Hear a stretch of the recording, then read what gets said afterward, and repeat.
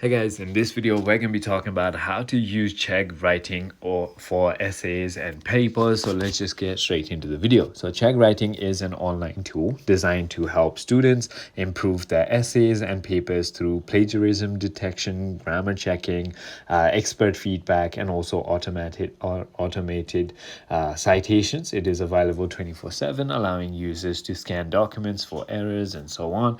So all you need to do is simply go ahead and head into the writing section of your CHEGG application, start a new assignment, and then all you need to do is simply go ahead and paste your start a new assignment to paste your text or upload a document. Specify the document type, so essay, research paper, and education level. You can also run a grammar check, spell check, plagiarism, and so on. I hope this video clarifies everything for you. If you have further more queries, feel free to comment down below, and I'll see you on the next one.